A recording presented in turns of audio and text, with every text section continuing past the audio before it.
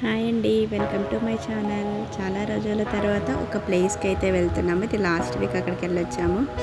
Side చూస్తుంటేనే మీకు అర్థమై ఉంటుంది మేము ఎక్కడికి వెళ్ళాము అనేది. శ్రీశైలం వెళ్తున్నామండి. ఇది శ్రీశైలం ఘాట్ రోడ్డు దగ్గర. చూసారా, అసలు డ్యామ్ గేట్స్ అయితే ఒక్కటి కూడా ఓపెన్ లేవు. అసలు వర్షాలు చాలా తక్కువ ఉండడం వల్ల అసలు వాటర్ అనేది చాలా అంటే చాలా తక్కువ ఉన్నది.